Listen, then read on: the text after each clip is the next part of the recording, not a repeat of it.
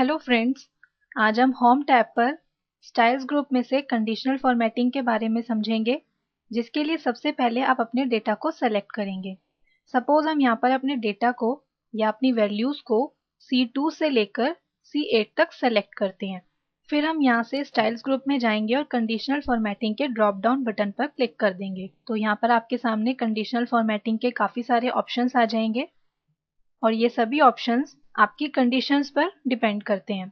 अब यहाँ पर जो फर्स्ट ऑप्शन है वो है हाईलाइट सेल्स रूल्स का, जिसमें फर्स्ट ऑप्शन है ग्रेटर देन का। हम इस पर क्लिक करते हैं।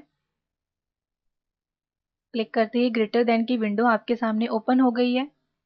अब सपोज हम यहाँ पर इस बॉक्स के अंदर वैल्यू एंटर करते हैं। इसको हम पहले डिलीट कर देते हैं और यहाँ पर हम वैल्यू एंटर करते हैं 7500।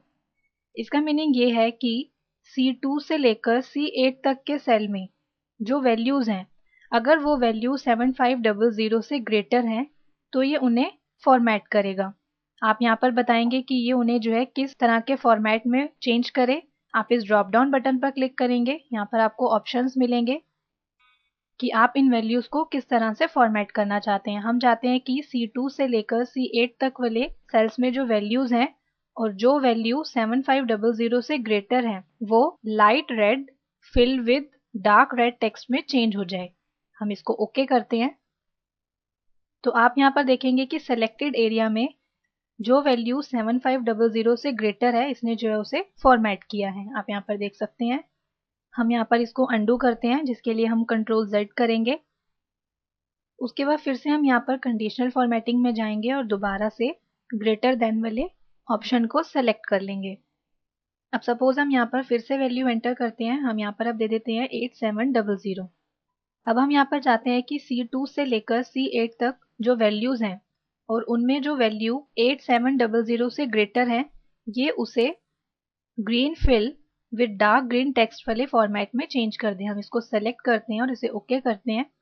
फिर हम यहाँ से बाहर की तरफ क्लिक करेंगे तो आप यहाँ पर देखेंगे C2 से लेकर C8 तक जो वैल्यूज़ हैं और उनमें जो वैल्यूज़ 8700 से ग्रेटर है, इसने जो है उन्हें फॉर्मेट किया है। आप यहाँ पर देख सकते हैं।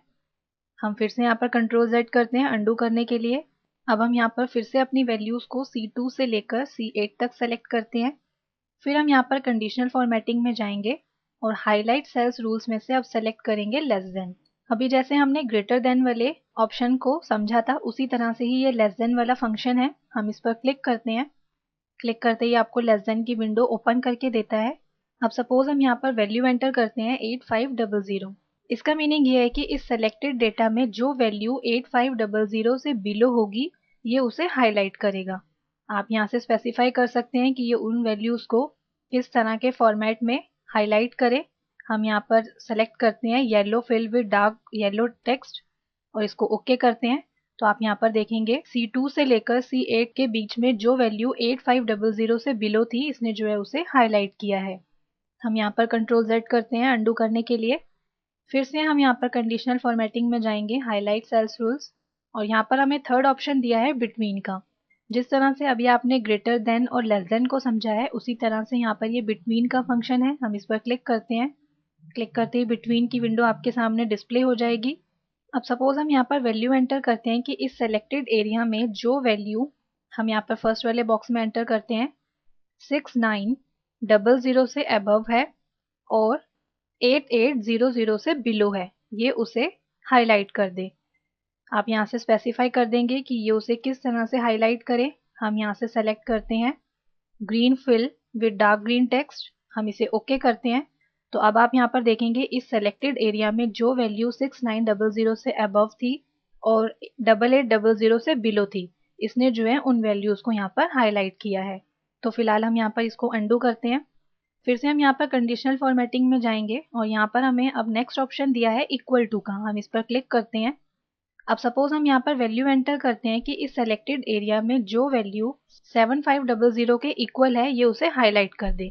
तो आप यहाँ पर देख सकते हैं इसने जो है सेलेक्टेड एरिया में जो वैल्यू 7500 के इक्वल है, इसने जो है उसे हाईलाइट किया है। आप यहाँ पर देख सकते हैं। तो हम यहाँ पर इसे ओके करते हैं।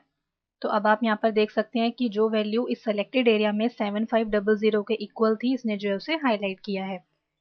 फिर यहाँ पर कंडीशनल फॉर्मेटिंग में हाईलाइट सेल्स रूल्स में नेक्स्ट ऑप्शन है टेक्स्ट दैट कंटेन का। इसका मीनिंग ये है कि इस सेलेक्टेड एरिया में जहाँ पर भी टेक्स्ट लिखा है ये उसे हाईलाइट करते हैं। अब हमने जो है यहाँ पर B1 से लेकर G1 वाले टेक्स्ट को सेलेक्ट किया है।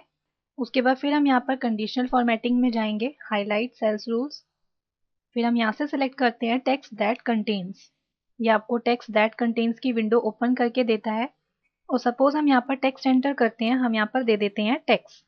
हम चाहते हैं कि सेलेक्टेड एरिया में जहाँ पर भी टेक्स्ट लिखा है ये उसे हाईलाइट कर दें। हमने यहाँ पर टेक्स्ट लिखा है और जिस तरह से भी आप उसे हाईलाइट करना चाहते हैं, मीन्स जिस फॉर्मेट में भी आप उसे हाईलाइट करना चाहते हैं वो फॉर्मेट आप यहाँ से सेलेक्ट कर लेंगे। हम इसे ओके करते हैं और बाहर की तरफ यहाँ कहीं भी क्लिक करेंगे हम, तो अब आप यहाँ पर देखेंगे कि सेलेक्टेड एरिया में जहाँ पर भी इसको टेक्स्ट वर्ड मिला इसने जो है उसे हाईलाइट कर दिया। तो आप यहाँ पर देखेंगे कि इन दोनों